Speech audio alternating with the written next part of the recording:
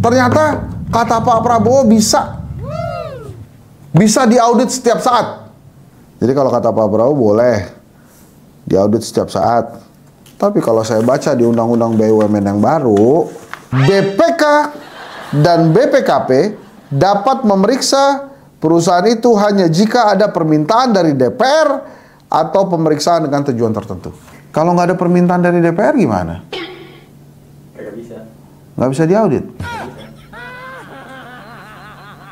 BPK dan BPKP dapat memeriksa perusahaan itu hanya jika ada permintaan dari DPR atau pemeriksaan dengan tujuan tertentu.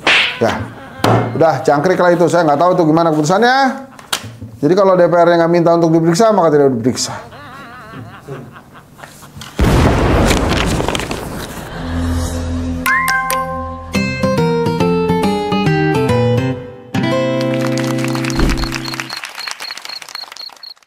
Ya, bismillahirrahmanirrahim. Assalamualaikum warahmatullahi wabarakatuh. Kita akan bicara tentang Danantara. Ini saya bacain aja nih kemarin yang baru dilantik kan oleh Pak Prabowo. Kepala Danantara, Rosan Ruslani. Ketua Dewan Pengawas, Erick Thohir, Menteri BUMN. Wakil Ketua Dewan Pengawas, Mulyaman Hadad.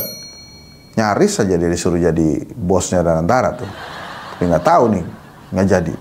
Kabarnya. Mulyaman Hadad ini mau dijadiin gubernur Bank Indonesia. Wow. Holding investasi, Pandu Sahrir.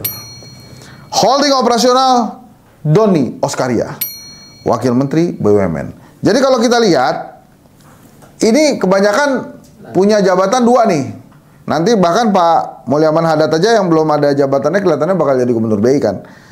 Jadi Kepala Danantara, Rosan Ruslani, dia juga Menteri Investasi. Ketua Dewan Pengawas, Erick Thohir, Menteri BUMN. Wakil Ketua Dewan Pengawas, Mulyaman Hadad, nantinya katanya akan jadi Gubernur Bank Indonesia. Desas-desusnya begitu. Holding operasional, Doni Oskaria, Wakil Menteri BUMN. Anak Unpad ini, top. Holding investasi, itu jadi dua-dua aja. Holding investasi, Pandu Sahrir, jabatan lain ponakannya Luhut. Jadi selalu ada dua jabatan. Yang paling kuat sih emang jadi ponakannya Luhut ya. Itu Luhut ponakannya ada berapa ya? Enggak kan, maksud saya kalau Pandu jadi, kan ntar ponakan yang lain minta dong. Opung kalau tulang. Aku nih belum dapat tulang. Nah, ya kan? Boleh juga tuh. Jadi, lihat ya. Pak Roslan. Pak Rosan Ruslani. Nah, ini saya udah pakai jas nih ya. Jadi boleh juga ya, masuk ya. Nah, ini gajinya berapa ini? Para kepala Danantara gini-gini nih kan? Ini nggak mungkin kecil lah ya. Orang pelantikannya aja segede gitu. Bikin tenda pakai lampu-lampu ya. Memang tuh kemarin penghematan banget tuh. Makanya jadi gede gitu. Tapi kalau peluncurannya segede gitu, tuh gajinya mesti gede-gede nih. Ya. Berarti mungkin banyak orang ya di Danantara ini ya.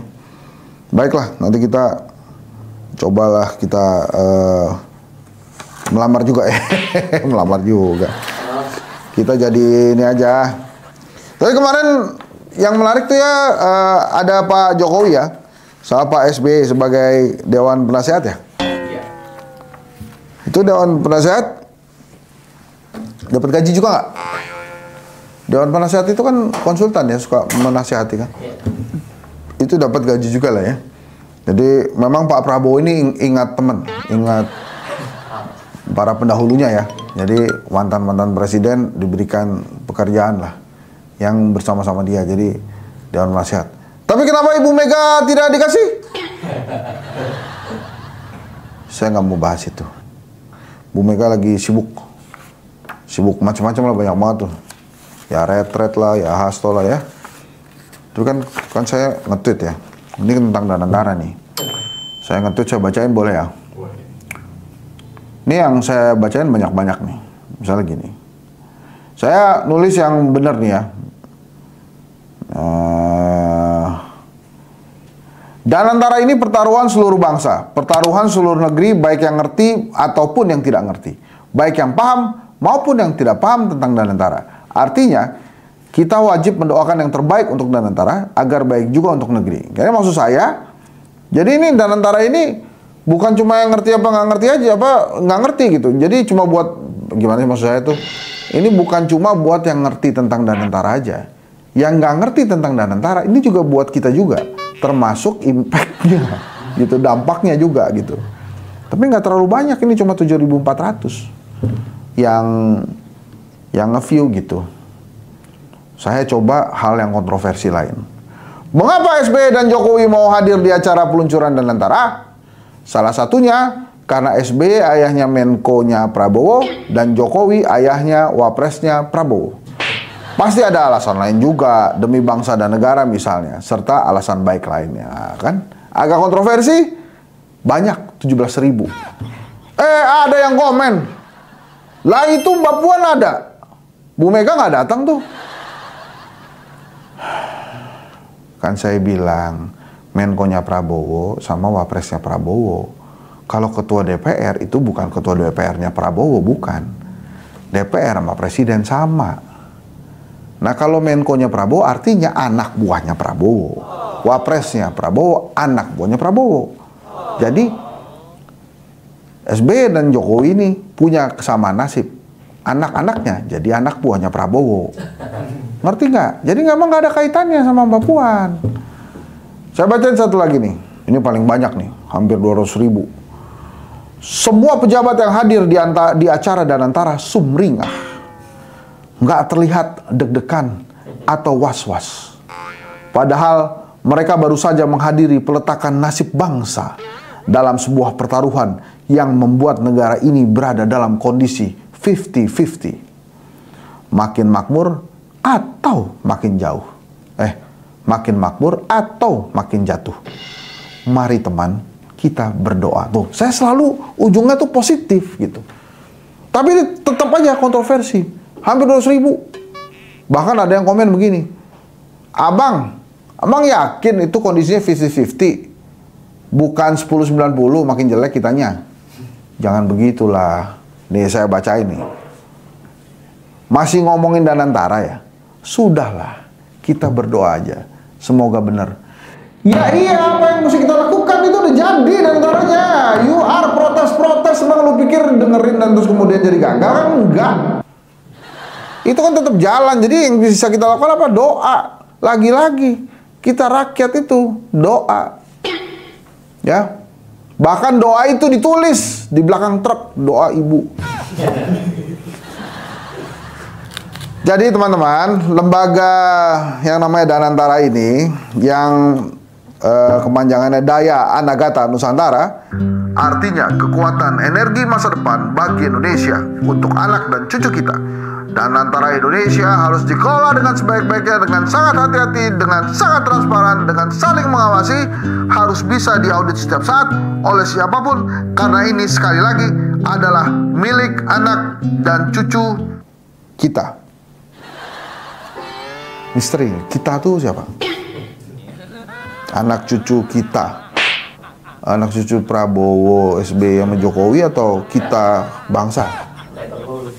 Hah? Bangsa dan negara lah. Masa demi anak cucu kitanya tuh Prabowo, SBY Jokowi? Enggak, ini anak cucu kita semua, maksudnya bangsa Indonesia. Ini hebatnya nih Prabowo nih. Prabowo ngomong gitu tuh. Tapi ini yang paling penting nih, dari pidatonya Pak Prabowo kemarin, dia bilang ini penting nih. Harus dikelola dengan sebaik-baiknya, dengan sangat hati-hati. Kalau kata orang Madura ya, dengan sangat transparan, dengan saling mengawasi, harus bisa diaudit setiap saat. Nah ini kan tadinya polemiknya nih, katanya Danantara nggak bisa diaudit nih.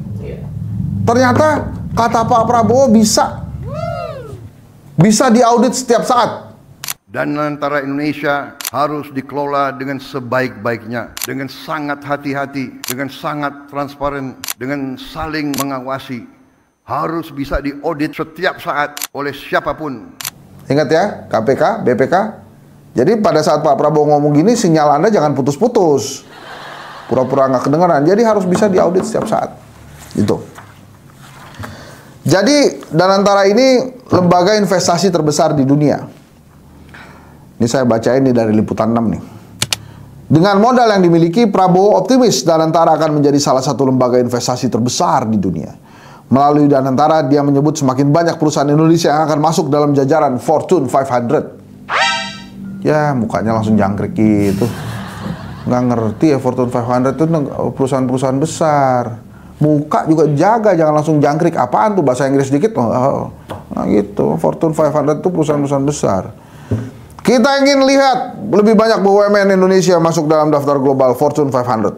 Membuktikan bahwa Indonesia bukan sekedar pengikut, tapi Indonesia juga dapat menjadi pelopor dan pemimpin dalam perekonomian dunia. Ini luar biasa nih. Ya. Jadi ini kira-kira beginilah. Lu ini ngomong ke para investor-investor asing, terus kepada negara-negara lain. Lo kalau mau invest di Indonesia, invest aja. Kita nih sekarang punya duit banyak, 14.000 triliun. Lo mau ikutan boleh, cuma jangan atur-atur kita tuh, Prabowo tuh. Kita nggak mau tunduk dengan antek-antek asing. Wah, 2019 bos.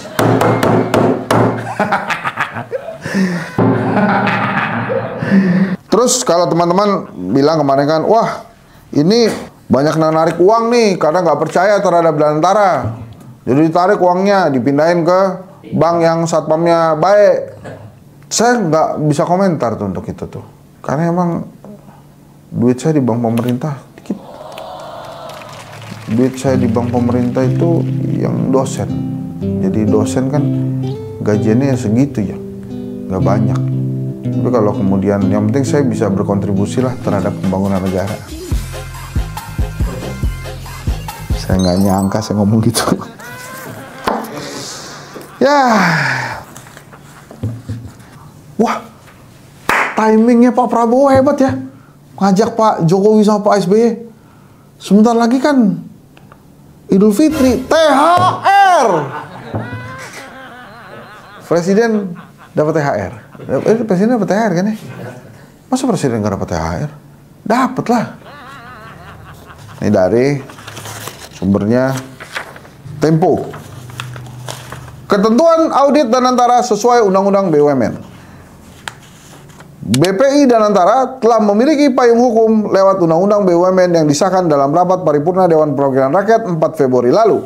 Dalam belit yang baru, pemeriksaan laporan keuangan perusahaan tahunan dilakukan oleh akuntan publik. Adapun BPK dan Badan Pengawasan Keuangan dan Pembangunan BPKP dapat memeriksa perusahaan itu hanya jika ada permintaan dari DPR atau pemeriksaan dengan tujuan tertentu. Oh, kalau diminta DPR aja atau pemeriksaan dengan tujuan tertentu. Oh gitu. Jadi kalau DPR minta dapat memeriksa perusahaan jika ini gimana ya? Oh, kok gini jadi gimana sih Pak Prabowo nih? Katanya bisa di kapanpun diaudit, tapi ini kok. Adapun BPK dan Badan Pengawasan Keuangan dan Pembangunan BPKP dapat memeriksa perusahaan itu hanya jika ada permintaan dari DPR atau pemeriksaan dengan tujuan tertentu. Lantas, kayak judulnya Juicy Luicy.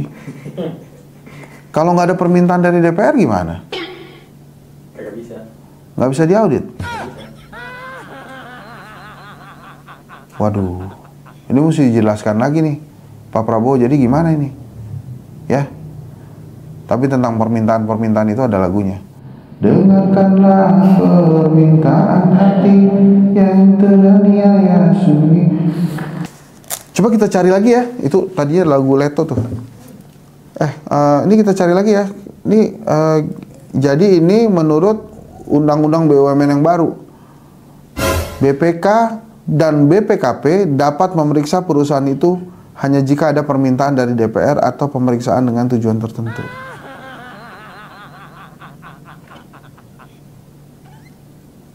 Gimana ya?